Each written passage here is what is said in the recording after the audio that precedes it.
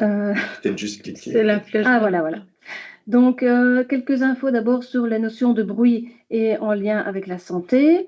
La situation en région de Bruxelles-Capitale, les perceptions de bruit, la cartographie et le réseau de mesure. Quelques mots aussi sur les plaintes et les sources de bruit identifiées dans la région. Et puis alors, quelle stratégie pour lutter et prévenir le bruit et les vibrations dans la région. Alors, au niveau du bruit, donc le bruit fait partie intégrante de la vie. C'est ça qui est le dynamisme de la région. Ça fait partie de la vie, le bruit en ville. Et le bruit, ça a aussi une notion négative de gêne ou d'agression. Quand on voit le graphe sur le côté, sur les niveaux de bruit en décibels, on voit que dans la zone verte, jusqu'à 40 décibels, là, c'est plutôt une notion de calme, à fond de bruit. Même en jaune aussi, jusqu'à 50 décibels, c'est un environnement sonore relativement calme. Et à partir du niveau orange, donc 55 décibels et plus, là, on commence vraiment à avoir des notions de bruit et de gêne ou d'agression sur les personnes. Et voilà, la perception du bruit est bien sûr différente en fonction des sources de bruit. Un avion va par exemple être beaucoup plus gênant à un même niveau de bruit que le trafic routier. Et voilà, c'est ça, c'est une appréciation est subjective en fonction des sources de bruit. Et il faut savoir qu'on peut être chacun, d'une part, gêneur et gêné.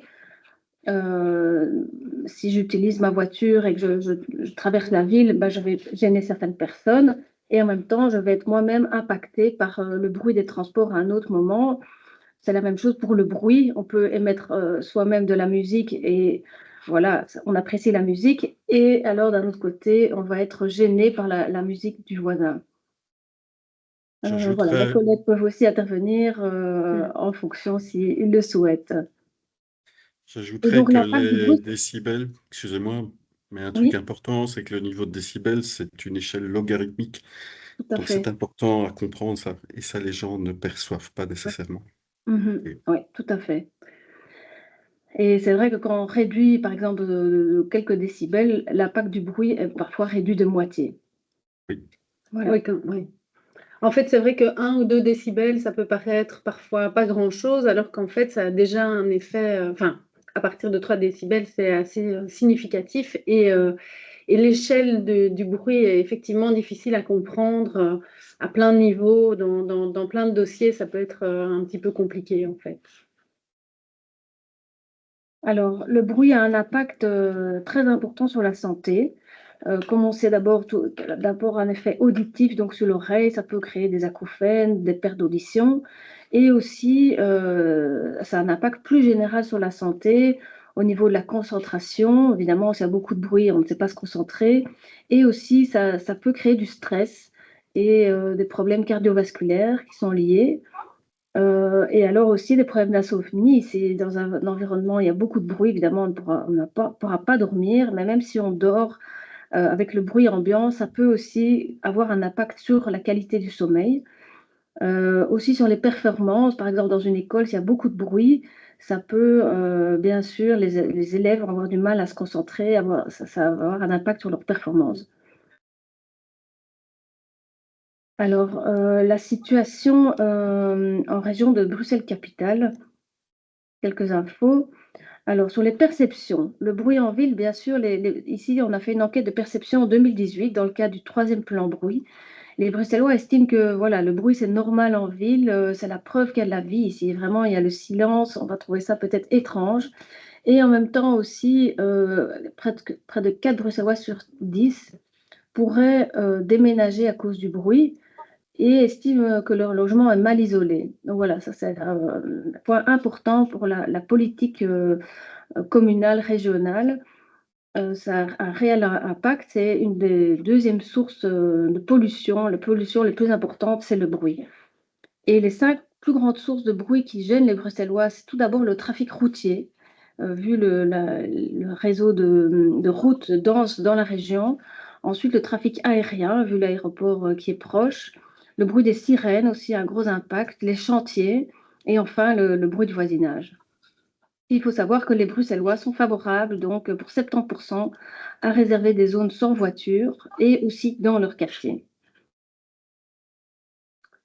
À Bruxelles, on a un réseau de mesure très dense. On a 22 stations de mesure qui mesurent en continu donc le bruit des avions, le bruit des trains et le bruit des routes. Donc, vu sur la carte ici, vous voyez l'aéroport dans le nord de la région et les stations en bleu mesurent le bruit des avions en continu dans le cadre notamment de l'arrêté bruit des avions et pour faire respecter les niveaux sonores maximaux autorisés dans ce cadre-là et alors envoyer les amendes aux compagnies aériennes. On a aussi en orange le bruit du trafic ferroviaire qui est mesuré, et puis 3 stations spécifiques sur le bruit des routes, et enfin une station sur le bruit ambiant, à Saint-Gilles en vert. Donc vous voyez là quelques photos de nos stations de mesure. Et alors très bientôt, on aura une carte interactive qui sera disponible, et les communes et les citoyens pourront alors télécharger toutes les données bruit en temps réel. Oui, La communication sera faite. c'est un nouveau site web parce que c'est vrai que le site actuellement, c'est un outil un petit peu vieillissant, enfin même beaucoup vieillissant. Et donc, ça a été vraiment revu de fond en comble. Et d'ici quelques semaines, il y aura une publication donc, du nouveau site web avec ces stations de mesure. Vraiment, les données seront disponibles de manière beaucoup plus lisible. Elles pourront être téléchargées. Donc voilà, ça c'est à venir bientôt. Voilà, et en parlant de ça, on a des cartes de bruit qui sont réalisées sur base de simulation. Ici, vous avez la carte de bruit totale qui reprend le bruit des routes, des avions et des trains, avec de nouveau l'indicateur global moyen. Ici, ce sont des cartes sur la journée, le soir et la nuit. Et on a indiqué voilà, que en fonction de l'indicateur, la directive européenne nous impose à mettre à jour ces cartes tous les 5 ans. Donc la dernière carte ici date de 2021 et reprend toutes les sources de bruit, donc route, avion et train, pour la journée, le soir et la nuit. Et on a pris l'indicateur de plus de 55% comme imposé par la directive. Et donc, on voit que 30%, 55 décibels. 30% des Bruxellois sont exposés à un niveau de bruit supérieur à 55 décibels. Pour les avions, c'est seulement 3%. Et pour le train également. On a quand même rajouté la norme OMS de 45 décibels pour indiquer que quand même 55% des Bruxellois sont exposés à un niveau supérieur à 45. Quand Donc vous voilà. parlez de niveau, Pardon? vous parlez de niveau de bruit à une date donnée, enfin une année donnée, c'est une moyenne sur l'année, c'est une moyenne sur les Une 5 moyenne ans? sur l'année, voilà. C'est une simulation. Donc il y a pour les routes, les avions et les trains, il y a des simulations qui sont faites. Pour les routes, on fait ça en collaboration avec Bruxelles Mobilité. Pour le train, ça s'est fait en collaboration avec Infrabel et en fonction donc des données de trafic. Des données trafic. Voilà. On récupère toutes les données trafic et puis alors on fait des simulations pour établir ces cartes de bruit. Et Quand puis vous parlez de après, simulation, pour moi, une simulation, c'est quelque chose, on a un modèle mathématique qui voilà, établit la situation, mais ces cartes sont basées sur des mesures quand même, sur des simulations. Et puis alors elles sont sur des validées sur base, simulations. voilà, les cartes sont mises en évidence sur base des simulations. Et Mhm. puis, elles sont ensuite validées sur base de nos mesures. Oui, donc Ok. on cale le modèle, comme on dit, avec des mesures dont on dispose sur la région, donc grâce à notre réseau de stations. Et donc, suite à ce qui est fait sur base de la simulation avec les données trafic, avec les données bâtiments, avec les données revêtements, etc., on va vérifier en fait à différents points si les données simulées collent avec nos mesures. Mais après, ce qu'on dit aussi, c'est qu'effectivement, ces cartes, ce n'est pas des cartes où on va aller zoomer sur sa maison en particulier en disant, voilà, j'habite au 35 rue Untel, quel est le niveau? C'est une idée générale, ça permet d'orienter certaines politiques, la stratégie globale, mais pour avoir des données au point près, il faut réaliser généralement des mesures avec un bureau d'études. Et les 22 sites de mesure sont suffisants pour valider votre modèle. Oui, oui, oui. Et le réseau, il est suffisant, donc il y a 22 stations. C'est suffisant pour avoir une vue générale sur les niveaux sonores en région bruxelloise. Pour les avions, par exemple, on a suffisamment de stations qui sont disposées sous les routes aériennes, enfin sur toutes les routes aériennes qui passent au-dessus de Bruxelles. Comme l'avion n'est sanctionné qu'une fois, eh bien, il va être identifié dans au moins une des stations. Donc voilà, c'est suffisant et il n'y a pas besoin de le démultiplier encore et encore. Surtout que ça coûte la gestion du réseau, ça demande beaucoup d'investissement. Il faut faire des calibrages très réguliers. Il y a beaucoup de travail par rapport à ça. Et donc, on est arrivé à un niveau de station qui nous paraît suffisant. Ok. Alors, vous voyez ici les cartes détaillées. Donc, à gauche, c'est la carte du bruit routier.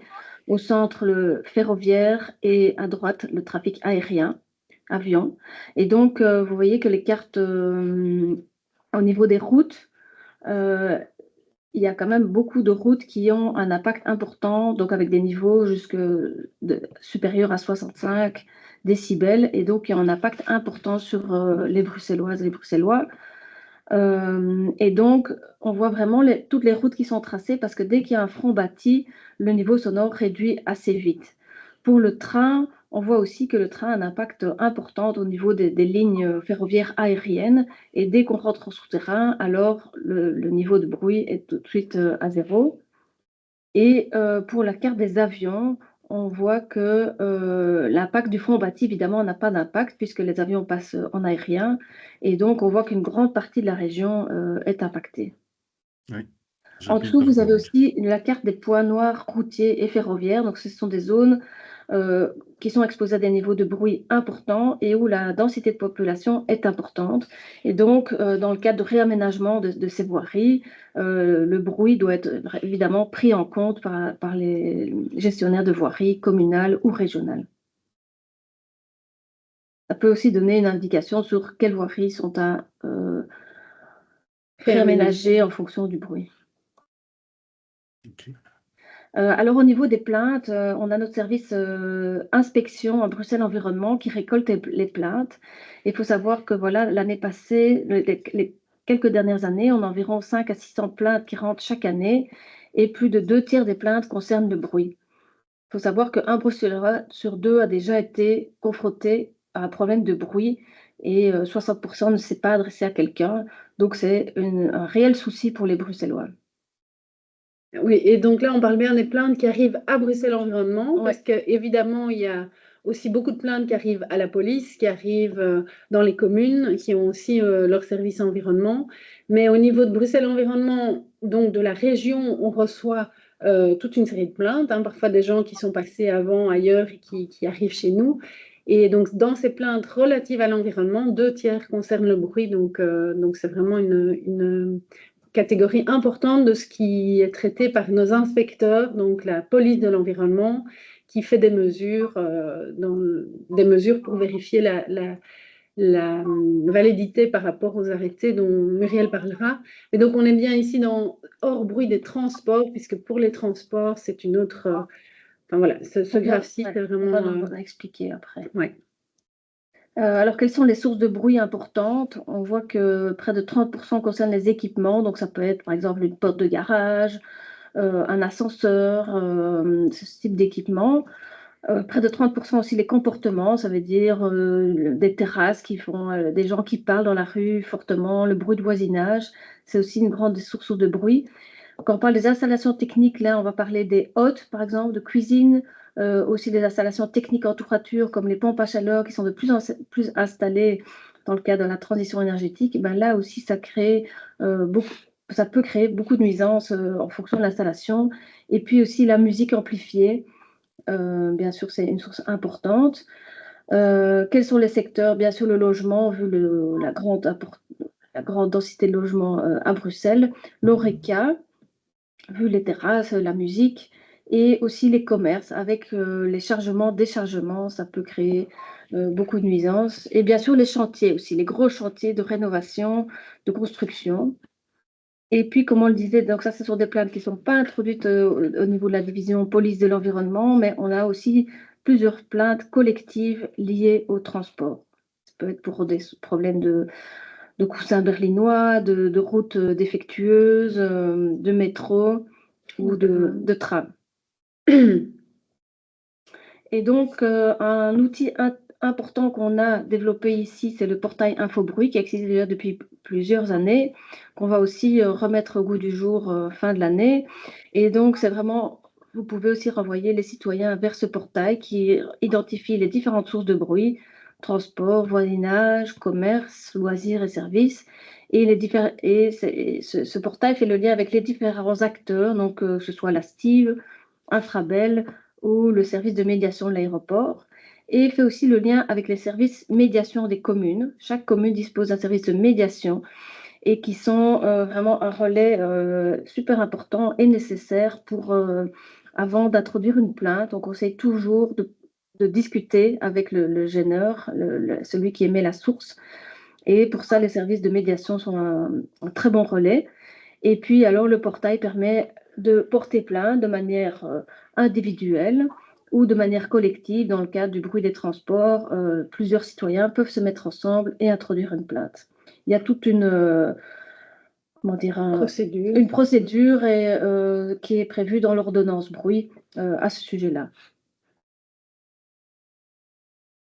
Alors maintenant, voilà, qu'on a un peu vu toutes les perceptions, les bruits à Bruxelles, les plaintes, voilà, qu'est-ce qu'on peut faire pour lutter et prévenir contre le bruit et les vibrations? Donc, depuis 2022, ici, on a notre 3e plan bruit qui a été mis en place et validé par la région et le gouvernement et qui vise 3 objectifs. Tout d'abord, la santé, donc réduire l'effet du bruit sur la santé, qui est un objectif social, permettre une bonne mixité sociale et que les Bruxellois restent en ville aussi, et donc permettent d'avoir des zones calmes, et aussi garantir l'attractivité et le vivre ensemble, vu que la région a un dynamisme important avec tout l'horeca et aussi les industries, de permettre en fait à toutes ces parties prenantes de vivre ensemble. Et donc, il y a 3 visions. Donc, on va agir sur le bruit des transports, qui est une des sources de bruit les plus impactantes pour les Bruxellois, et donc notamment la ville 30 ou le bruit des avions. Et puis alors aussi promouvoir le calme. Voilà, c'est vraiment une demande des Bruxellois d'avoir des zones calmes et de pouvoir vivre au calme. Réaliser des zones de confort et puis alors agir aussi sur la mixité en ville, Quiet Together. On veut bien sûr maintenir cette attractivité, ce dynamisme de la région, mais garantir en même temps la mixité. Et donc, les communes sont partie prenante, bien sûr. Donc, ce plan a des mesures au niveau de la région et aussi au niveau des communes qui sont partenaires. Si on veut rendre la ville plus agréable et plus calme, les communes ont bien sûr leur rôle à jouer et sont une partie prenante. Voilà. Donc ça, c'est notre plan. Alors, un petit mot sur la stratégie. Quand on veut réduire le bruit, un des grands principes, c'est d'abord de réduire le bruit à la source. Donc, par exemple, le bruit des transports, on peut réduire le bruit, par exemple, en mettant la ville 30. Avant de réduire, une deuxième stratégie d'action, c'est réduire la propagation et enfin l'isolation. La propagation, ça va être par exemple mettre un mur anti-bruit et l'isolation, ça va être isoler par exemple les habitations et les bâtiments du bruit extérieur. La première chose à faire, c'est bien sûr réduire le bruit à la source. Oui, c'est le plus efficace. Sur le petit dessin, on a mis la tondeuse à gazon pour dire en fait, on peut s'éloigner de la tondeuse à gazon, on peut mettre un mur en brique entre son voisin et soi, on peut s'isoler soi-même en rentrant dans sa maison, mais en fait, la solution encore la plus pratique, c'est d'éteindre la tondeuse ou bien de remplacer par une tondeuse qui est plus performante et donc qui a une puissance acoustique qui est moins élevée. Donc voilà, ça c'est le petit principe à toujours garder en tête et c'est aussi ce que l'ordonnance bruit prévoit comme principe. Hein. C'est vraiment toujours de travailler dans cet ordre-là au niveau de l'action. Alors, le bruit, donc, comme la santé, a au niveau de toutes les politiques communales, on peut agir au niveau du bruit, puisque la bourgmestre est responsable de la tranquillité publique. On a les services de médiation communaux qui ont bien sûr le rôle à jouer pour la gestion des conflits et des plaintes. Au niveau des travaux publics et de la mobilité, quand on rénove une voirie, qu'on va gérer une voirie, le bruit est à prendre en compte dans le cadre des rénovations. Dans le cas des chantiers aussi, on sait que c'est un impact important. Donc, les communes mettent des conditions, délivrent les permis chantier et peuvent mettre des conditions sur le bruit, sur les horaires. Au niveau des bâtiments communaux, les communes sont bien sûr plusieurs bâtiments communaux. Elles peuvent agir là aussi pour isoler ou rendre leurs bâtiments plus confortables. Au niveau de l'urbanisme, que ce soit l'octroi des terrasses, les pompes à chaleur. Alors, les communes sont aussi organisatrices d'événements importants pour la vie en ville. Et donc, là aussi, elles ont le rôle à jouer. Au niveau des écoles, le confort acoustique, la sensibilisation est importante et au niveau de la prévention générale des citoyens. Tout ça, c'est repris dans le plan Quiet Brussels. Alors, il faut savoir qu'il y a eu une commission délibérative. Plusieurs citoyens ont voulu mettre à l'agenda du Parlement le bruit. Et donc, lié tout d'abord parce qu'ils se plaignaient du bruit des motos et des sirènes. Et donc, le Parlement s'est saisi de la chose. Et donc, il y a eu une commission délibérative qui a réuni 15 parlementaires et 45 citoyens et qui ont alors émis plusieurs recommandations pour renforcer le calme et lutter contre le bruit. Et donc, voilà, les recommandations étaient d'appliquer plus la police, de définir des zones calmes en ville, de lutter aussi contre le bruit des transports en commun, des chantiers, des livraisons, et de garantir des relations respectueuses entre l'ORECA et les riverains. Oui, ici, ce n'est qu'une petite partie des 21 recommandations qui ont été données et en fait qui couvraient vraiment tous les secteurs, comme je l'avais dit à la séance introductive, hein, tous les éléments qui sont repris en fait dans le plan Quiet Brussels déjà ont été cités par les citoyens, mais ça permet aussi d'avoir une assise pour proposer des choses pour la suite, pour notre prochain gouvernement ou auprès des communes, voilà, de trouver ce que les citoyens ont relevé eux-mêmes lors de cette commission délibérative. Voilà, et donc ici j'ai quelques exemples maintenant sur la mobilité. Donc on sait que la région est passée en ville 30 et on voit que ici c'est des mesures qui ont été faites dans 3 endroits, au niveau de l'avenue du Port, l'avenue Charles-Quint et la chaussée d'Ouavre. Et là, ce sont des mesures directes. Et on voit que cette diminution de 50 à 30 km/h a eu un impact direct sur le bruit. Et en moyenne, donc sur 24 heures, le bruit a été divisé par 2. Donc c'est une diminution de 3 décibels. Et comme vous expliquez à l'échelle logarithmique, c'est une réduction par 2 du bruit. Donc, cet impact, la ville 30, bien sûr, a été mis en place pour la sécurité routière et un impact aussi sur le bruit, positif sur le bruit. Oui, et là, c'est vraiment un exemple de diminution à la source. Donc, dans les 3 principes, c'est au départ, on diminue la vitesse et donc le volume et il y a un gain directement qui est très important, plutôt que si on avait dû isoler évidemment tous les bâtiments bruxellois. Et puis aussi, quand on se promène dans la rue, voilà, c'est beaucoup plus calme. La diffusion de son amplifié, ça c'est une législation qui existe depuis 2017.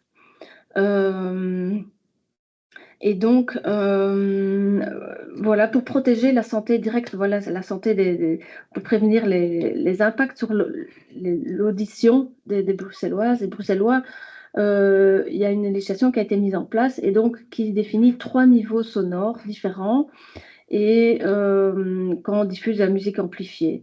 Donc, il y a tous des détails qui sont disponibles. Et d'ailleurs, on a une brochure qui est disponible aussi qu'on peut envoyer aux communes qui le souhaitent.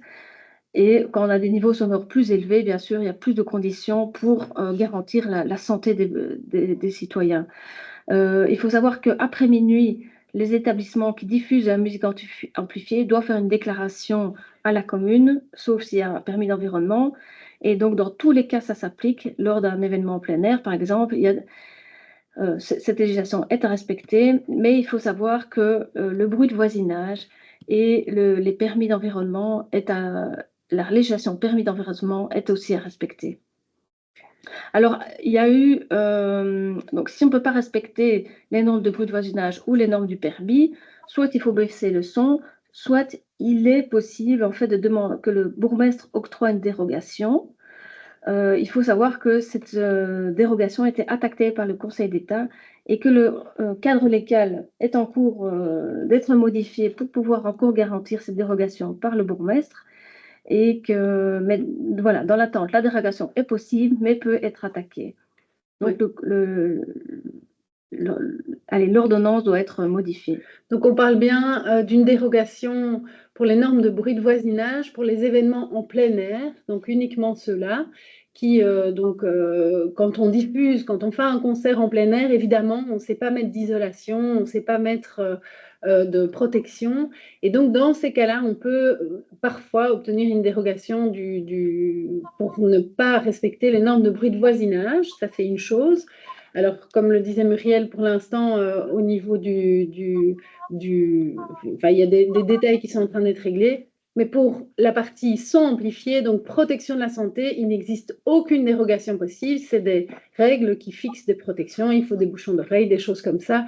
Et ça ne fait pas lieu, ça ne donne pas lieu à des dérogations. Il est important de comprendre la distinction entre ces différentes législations.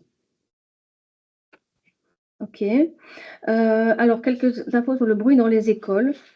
Il faut savoir que les écoles, on a fait des mesures dans certains locaux et on peut voir qu'en fonction des locaux, on a des niveaux de bruit qui peuvent atteindre parfois 80 décibels pour les enfants qui sont là dans les écoles. Et donc, au niveau des garderies ou des récréations, les niveaux sonores peuvent atteindre des niveaux vraiment très élevés.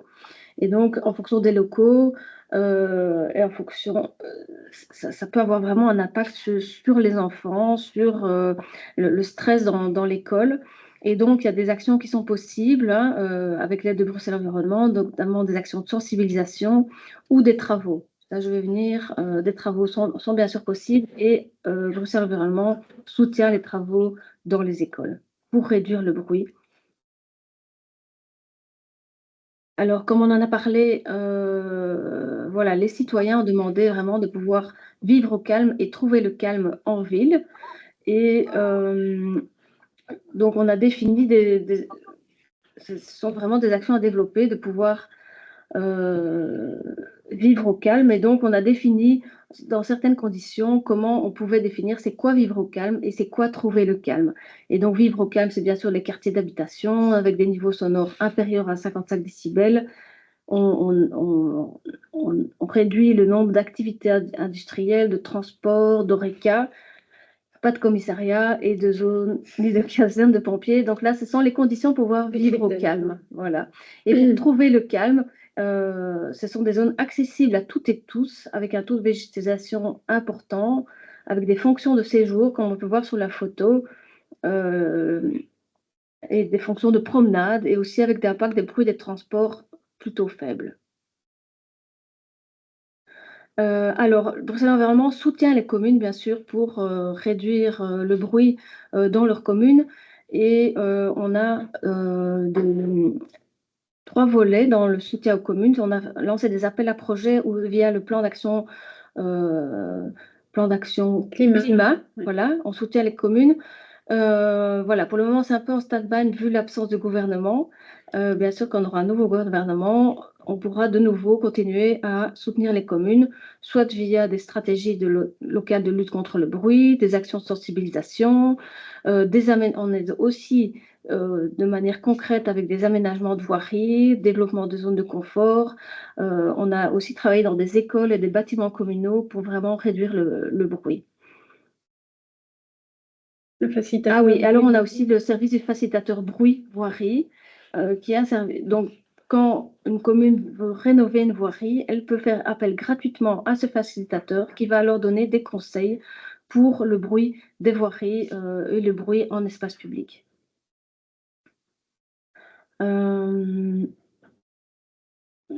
Donc voilà, je pense qu'on arrive petit à petit au bout de la présentation. Ici, voilà, on a tous les les outils et les liens utiles, donc le facilitateur bruit-voirie et espace public, le facilitateur bâtiment durable aussi, dans le cas de l'acoustique du bâtiment, qui est assez important. HomeGrade, ça c'est plutôt le renvoi, c'est pour les particuliers qui veulent rénover ou isoler leur logement. Le portail Infobruit, on en a parlé aussi pour la médiation et les plaintes. Et ça vraiment organise aussi plusieurs séminaires sur le bruit et l'acoustique et le lien vers la commission délibérative sur le bruit en milieu urbain avec tous les détails et les vidéos des séances. Voilà, et notre adresse mail, bien sûr, on est disponible. Voilà, merci beaucoup. Et on est disponible s'il y a des questions. Oui, donc j'ai trouvé aussi infobruit.bruxelles, il y a quiet.bruxelles. Comment Infobruit, c'est le portail. Voilà, ça c'est le portail Infobruit où vous avez les différentes sources de bruit qui sont expliquées, le lien vers les médiateurs et possibilité de porter plainte. C'est vraiment un outil à l'usage des Bruxellois. On les renvoie régulièrement quand ils ont des questions. Généralement, on les renvoie vers le portail puisque sur ce portail, ils vont pouvoir trouver toutes les explications par source de bruit, de savoir, tiens, moi j'ai un problème avec un tram, à qui est-ce que je peux m'adresser, comment est-ce que je peux éventuellement me plaindre. Tout est expliqué, toutes les démarches à faire sont expliquées et il y a aussi l'accès au formulaire de plainte qui sont accessibles par ce portail. Tandis que le plan Quiet Bruxelles, c'est vraiment la stratégie, c'est le plan sur lequel se basent les actions de la région pour la politique de gestion du bruit. Et donc, porter une plainte se fait via Infobruit plutôt que via Quiet Bruxelles. Hein, oui, c'est bien ça. Quiet Bruxelles, c'est juste le nom de la stratégie, du plan. Alors, je voyais aussi que vous proposiez qu'on fasse appel à vous pour faire des mesures sonores, si j'ai bien vu, dans un des slides. Et par exemple, il y a une école néerlandophone dans une rue qui a un plan de musique pendant les récréations et pendant l'heure du midi. Donc c'est un plan de la VGC, apparemment, c'est développer chez les jeunes, chez les enfants, la musique. Mais ça va très très très fort. Et donc il y a pas mal de citoyens qui se plaignent. Et donc est-ce qu'il est possible de mettre en place un mesureur? Donc moi j'y ai été avec mon GSM, il y a une application, on peut mesurer les décibels, mais ça vaut ce que ça vaut. Puis ça dépend à quel endroit on mesure, mais ça fait beaucoup d'écho dans la rue, effectivement. Et donc voilà, est-ce qu'il est possible de faire appel à vous, à Bruxelles Environnement, pour mettre en place des choses? Oui, vas-y. En fait, la problématique du bruit des cours de récréation est un souci parce que ce type de bruit, J'ai vu sur votre graphique que ça montait jusqu'à 78 décibels. Je suis assez d'accord. Donc, il y a le graphique là qui montre même peut-être plus que 78 décibels. Oui. Donc j'ai vu le graphique là. Mesuré dans une école. Hein. C'est 80 décibels pendant les classes, le gardiennage, mais l'école, c'est encore plus, la cour de récréation est encore plus élevée. En fait, c'est pas vraiment le bruit des élèves, mais c'est le bruit de la musique qui induit en plus les élèves, donne envie aux élèves de crier encore plus fort. Et donc, il y a une espèce d'escalade. Et donc, voilà, est-ce qu'il est possible de mesurer quelque chose? Et ça dure pendant 1h30, 2 heures quand même. Est-ce que les citoyens peuvent faire appel à vous? C'est juste une question hein, pour le répondre. En fait, oui, donc ce que mon collègue disait, c'est qu'il y a une spécificité dans les normes de bruit. Hein, donc, il existe plusieurs normes de bruit, des arrêtés. Et dans l'arrêté bruit de voisinage, on exclut les activités scolaires de ces normes de bruit, en fait. Donc, normalement, nos inspecteurs qui, eux, sont appelés pour venir vérifier la conformité avec la législation, n'y vont pas quand il s'agit d'activités scolaires parce qu'on considère que les élèves, en fait, les écoles font du bruit de manière inhérente. Maintenant, ici, effectivement, c'est un cas un peu particulier. Est-ce qu'on considère la diffusion de musique dans une cour de récréation comme une activité scolaire au sens de ce que la législation prévoit, mais dans la législation, il n'y a pas de détails. Ce serait une question effectivement à poser à nos inspecteurs, en fait, une question d'interprétation des textes de loi pour voir si eux peuvent intervenir dans ce cadre-là. J'avoue qu'on n'a pas la réponse comme ça sur place. Peut-être si déjà le niveau sonore auquel est mis la Oui. musique peut déjà avoir celui-là indépendamment du bruit des enfants, quoi. Ça, c'est sûr, oui. Il y a l'arrêté, voilà, diffusion son amplifiée qui doit s'appliquer. Et là, ils doivent Il n'y a pas déjà d'exclusion pour l'école. certainement se mettre en niveau vert. Parce Donc, qu'en niveau orange, là, il y a déjà des... Oui, pour des enfants, en niveau orange. Donc, au-dessus de 85 décibels sur 15 minutes, il y a déjà des obligations d'affichage, par exemple, du niveau sonore. Je suppose que cette école n'a pas d'afficheur, ne met pas des bouchons d'oreilles à disposition, etc. Donc, Je pensais leur proposer d'acheter, parce qu'on fait des concerts comme ça, maintenant des concerts sans bruit, c'est-à-dire les gens ont des écouteurs, c'est diffusé par Bluetooth. Je pensais leur proposer peut-être ça, mais ça coûte aussi énormément à l'école s'ils veulent mettre ça en place. oui, mais donc c'est vrai que déjà, en fait, faire demander à l'inspectorat de vérifier si ce niveau de 85 est respecté, ça, ce serait déjà une possibilité. Et puis après, effectivement, c'est rentrer en communication avec l'école pour la sensibiliser. Donc, on a aussi des accompagnements qui sont, mais bon, qui doivent être à la demande de l'école, eux. Donc, on a des projets d'accompagnement pédagogique pour les professeurs et les élèves, pour les sensibiliser au bruit, aux effets néfastes du bruit sur leur santé, aux moyens de diminuer le bruit dans l'école. Donc, ça, c'est un service qui est à disposition gratuitement. C'est des appels à projets pour les écoles qui sont possibles. Mais ici, ceux qui se plaignent, c'est plutôt le voisinage, alors j'imagine. Oui, oui, oui. c'est ça. Mais je suis pas sûr que les élèves ne deviennent pas sourds non plus à la fin, Ouais, parce ouais, que ouais. donc il y a C'est différents la aspects de deuxième santé question. pour les Oui. étudiants aussi, un aspect santé pour eux, c'est-à-dire que celui qui est à côté du baffle, ben, à mon avis, ça siffle dans ses oreilles jusqu'au lendemain. C'est Ouais. comme un concert, quoi. Mais donc, ce premier contrôle du respect de la législation son amplifié qui encadre la santé, ça peut être une première étape. Ok, et on peut faire appel à vous, ils viennent de manière rapide ou bien, enfin, C'est via l'inspectorat ici chez nous, mais donc il y a des formulaires de plainte. On peut aussi peut-être servir d'intermédiaire dans ce cas-ci, parce que faut voir qui introduit la plainte, et l'inspectorat a un certain nombre de dossiers en attente, mais voilà, ça c'est réduit pour l'instant, c'est mieux. Donc oui, il y a une réactivité et ils peuvent faire des mesures alors sur place. Ouais. ok, ben, au-delà de ça, oui, parler d'amende pour l'aéroport chaque fois qu'un avion passe au-dessus de Bruxelles. Est-ce qu'ils payent leurs amendes ou pas? Ben, Les compagnies aériennes. oui, Ils payent leurs amendes, ça dépend les compagnies. Il y a beaucoup d'actions en justice qui sont faites avec des rebondissements, recours, etc. pour essayer d'éviter le paiement des amendes. Mais en tout cas, le suivi, il est là. Il y a des actions qui sont prévues et qui sont... oui, il y a certaines amendes qui sont payées. On a par ailleurs aussi des astreintes. Enfin, ce système est quand même en place et fonctionne. Et le suivi, en tout cas, du respect de l'arrêté, il se fait de manière continue depuis toujours. Donc, ça, c'est fait, oui.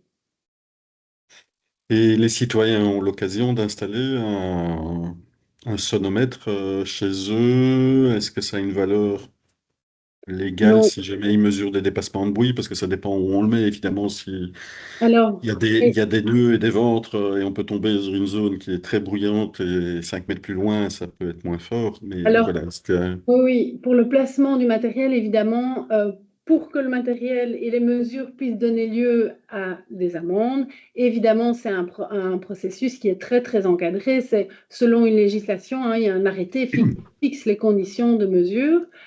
Qui est très compliqué, c'est du matériel qui est très coûteux, hein, des sonomètres de classe 1. Donc ça, c'est évidemment prévu par la région. N'importe qui ne peut pas aller faire des mesures. Après, des mesures pour d'autres types de bruit, c'est les bureaux d'études en acoustique qui vont faire des mesures.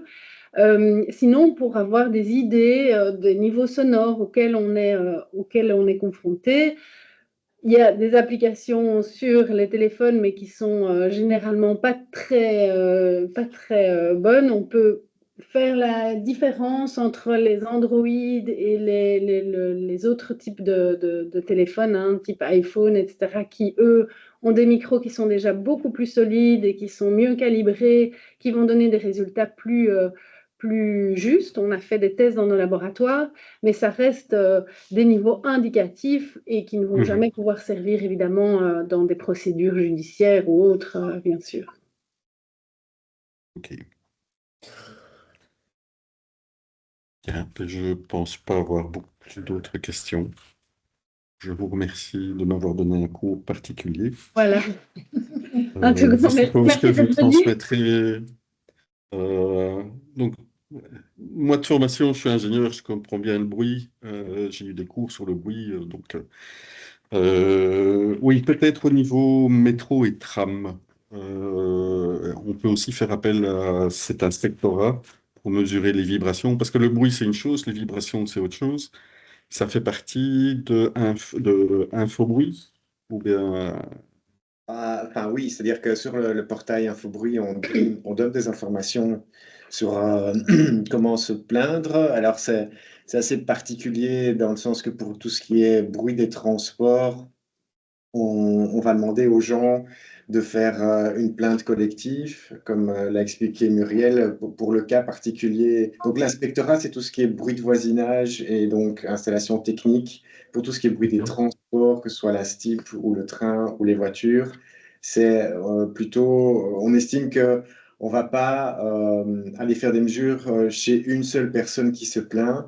S'il y a un problème sur une infrastructure, que ce soit la STIP ou une voirie, qu'elle soit régionale ou communale, ça va impacter plusieurs personnes. Donc, on redirige toujours les gens vers la procédure de la plainte collective qui est faite de l'article 10 de l'ordonnance bruit. Et cette plainte collective, en résumé, elle demande aux gens de définir eux-mêmes le périmètre dans lequel les nuisances sont ressenties. Et puis, ils doivent arriver au tiers des adultes domiciliés dans ce périmètre. S'ils arrivent à cette espèce de pétition d'avoir le tiers, alors on prend le dossier en main, nous, au niveau de la région, pour venir vérifier s'il y a un dépassement ou non par rapport aux valeurs seuil. Donc, par rapport à la STIP ou par rapport à Infrabel, par exemple, il y a des conventions avec ces deux organismes sur des niveaux sonores, acoustiques ou vibratoires d'ailleurs, auxquels ils s'engagent à respecter.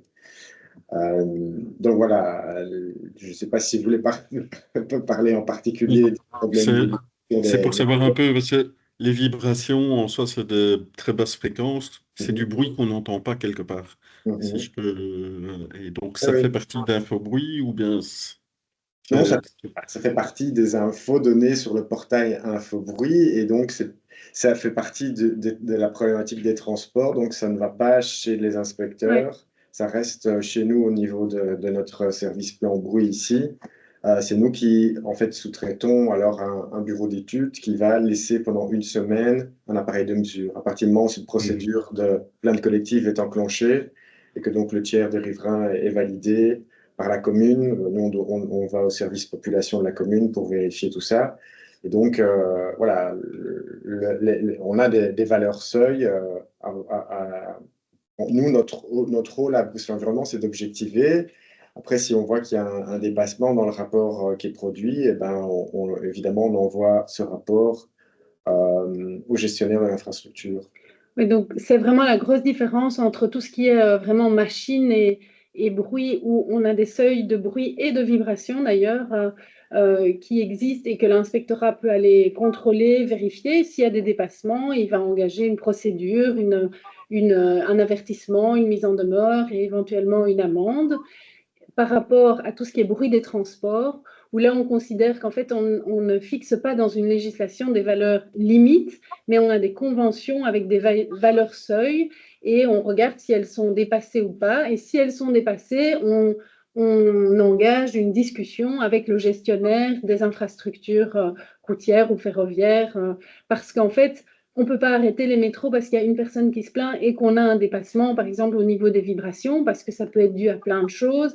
Et donc, il faut voir si si le problème est collectif déjà, et puis voir, OK, on identifie qu'il y a un problème, qu'il y a un dépassement par rapport à ces valeurs seuil idéal, et qu'est-ce qu'on met en place, comment est-ce que la STIB engage par exemple des travaux, sur combien de temps. Donc on n'est pas dans la même gestion que quand on a un groupe de froid chez son voisin qui fait du bruit, qui vibre et qu'on peut dire, ben voilà, il faut que vous mettiez un capotage ou vous changiez de machine.